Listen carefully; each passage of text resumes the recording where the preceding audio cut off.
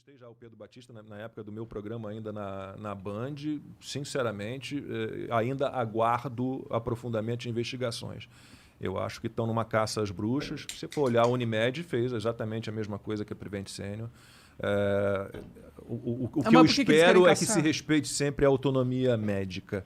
Né? É aquela discussão. O que a gente viu foi, desde o início dessa loucura desse novo coronavírus, foi uma tentativa de acabar com a autonomia médica, com a liberdade médica. Né? Na verdade, eles tem total liberdade. Não vou defender nenhum tratamento aqui, mas eu defendo que o médico possa definir. Né? E o caso da Prevent Senior são 12 médicos de um grupo de 5 mil fazendo acusações contra a empresa. Esses próprios médicos receitaram para eles e para parentes os medicamentos contra a Covid. Hoje surgiu mais um dizendo que...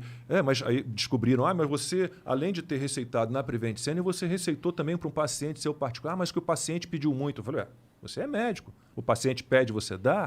Então, está tudo muito mal explicado. Entendi. Muito mal explicado. Eu acho que também houve uma luta muito forte de algumas pessoas na mídia de tentar fazer com que não fosse uma possibilidade um tratamento preventivo à Covid. Ou seja, descartar que isso existe. Entendeu? Como se é impossível que exista algo que possa ajudar no tratamento da Covid. Isso eu acho que é um pouco perigoso. Porque certamente existem coisas que a gente não sabe com certeza, a gente não provou, mas certamente existem alimentos na natureza ou no nosso mercado que poderiam ajudar no tratamento da Covid. Monark, é uma doença nova. É um novo coronavírus. Obviamente, você não tem um medicamento específico para aquilo. O que você vai fazer? Você vai olhar o que você tem de medicamentos e vai tentar usar, como eles chamam, off-label, fora da bula. Sim. Né? É isso. E os médicos têm a total liberdade para fazer isso. Isso é padrão. Dentro de um nível de risco, claro, controlável. Não vai dar morfina pro cara porque ele tá desde que de acordo do paciente ou da família do paciente. Eu não vejo problema nenhum. Qual é a doença, né, que surge e você diz, não vou tratar agora... Toma aqui uma dipirona. Não vou tentar nada. Mais à frente a gente vê. Não vou tentar nada. Senta aí e espera. Quantas pessoas o Mandetta matou? Dizendo, fica em casa até sentir falta de ar. Quantas? Não sei. Aí você fica o quê? Com dipirona? Mas eu não posso falar o nome dos remédios, né? O remédio para piolho, ele é tóxico para o fígado. A dipirona é muito mais. Muito mais. Não tem nem comparação. Isso dito por virologistas. Tudo que eu falo aqui é com base em... Eu fiquei amigo de virologistas, epidemiologistas, imunologistas, infectologistas. Então, pessoas que me mandam mensagem todo dia, com quem eu falo todo dia. Né? Mas esse lance de tentar os medicamentos off-label e tal...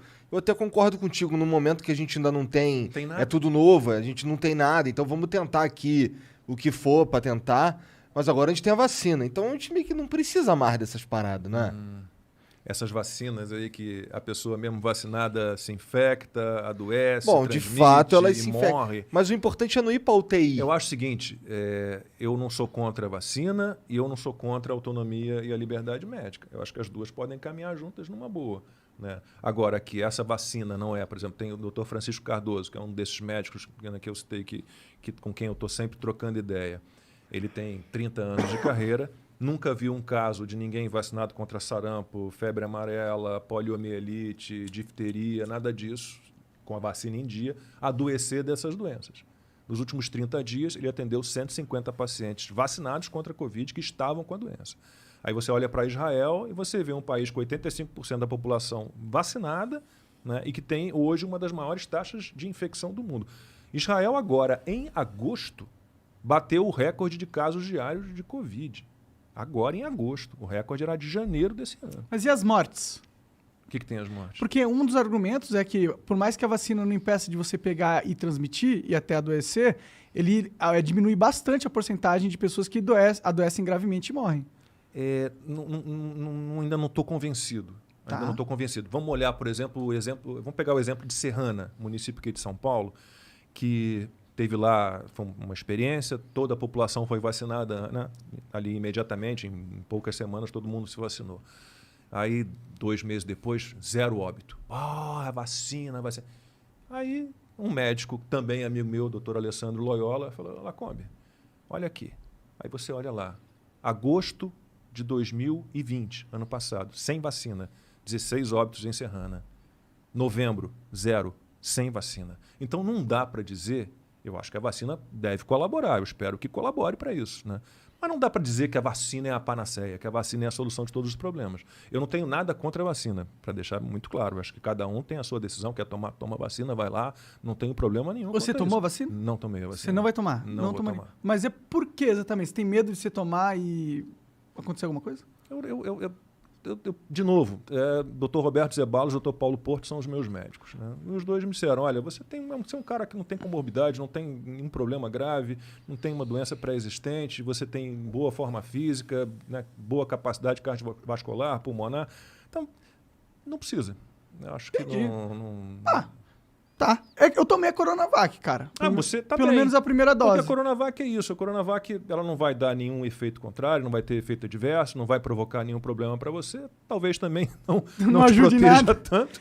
Mas pelo menos, se eu tivesse que tomar alguma, eu escolheria a Coronavac. Sério? Sim. Eu achei que você ia escolher a Pfizer. Eu acho, não, a Pfizer, AstraZeneca. esse RNA mensageiro, outro médico, o Dr. Anthony Wong, que morreu, que virou um grande amigo, convivi com ele muito durante um ano, até a morte dele, ele tinha sérias restrições a essa vacina do RNA mensageiro. O próprio Robert Malone, que é o criador da vacina do RNA mensageiro, ele fala, olha, não era para usar dessa maneira. Está sendo usada em adolescentes e crianças, isso é um absurdo.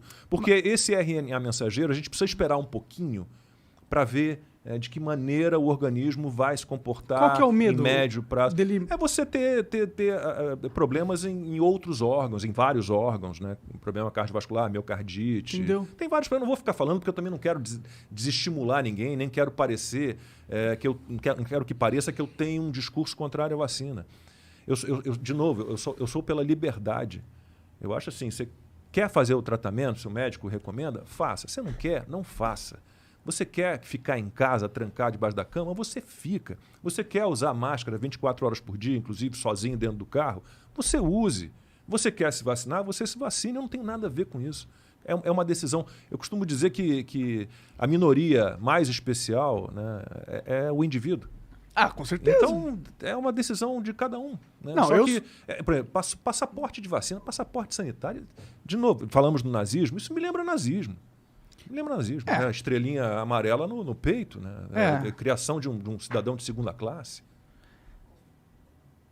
Só é diferente do nazismo porque o cidadão ele não é escolhido por ser de uma etnia específica, né? É só Mas você está criando, ele escolhe não você tomar tá criando vacina, né? O próprio grupo, cidadão. né, segregado. Está havendo segregação Eu da mesma entendo, forma mas que hoje. é que pelo outro lado, a gente tá numa pandemia e... Mas tem que ser pelo convencimento, Monark. Você não pode Não, eu também acho que não deve ser obrigado. Assim. Então, eu não gosto dessa eu parada não gostaria de ter voto obrigatório, também não. alistamento militar obrigatório. Também não. Entendeu? Eu acho que tudo que o cidadão ele tem que ter as suas liberdades respeitadas ao máximo. Tipo, eu acho fundamental. Toda vez que o Estado ele toma uma decisão onde ele vai retirar uma liberdade do indivíduo, ele só pode tomar essa decisão se for uma decisão fundamental para a sobrevivência do coletivo. Mas eu tenho um pouco de medo dos coletivismos. Sabe? Eu também tenho. O coletivismo que mais matou, qual foi? O comunismo. Matou 100 milhões de pessoas. Não deixa de ser uma forma de coletivismo. Sim, né? com Então, certeza. Eu continuo achando que o indivíduo, eu entendo a preocupação, eu entendo a preocupação com os outros. Se você tivesse uma vacina, como todas as que eu citei, sarampo, febre amarela, difteria, poliomielite, que realmente garantissem uma imunização, mas umas vacinas que você tem, que você não sabe quais serão os efeitos, podem ser os efeitos adversos em médio prazo, longo prazo, e vacinas que não imunizam, você continua podendo pegar. Israel, por exemplo, tudo bem, Israel tem 85% da população vacinada, mas 85% dos pacientes internados com Covid em Israel são vacinados. Então, complicado. Entendi. É complicado mesmo isso. Realmente porque por isso que é melhor ir pela liberdade, deixa cada um resolver. Na dúvida vai pela liberdade, eu também sou desse. Uma coisa que a gente estava conversando antes de ficar ao vivo é que você tem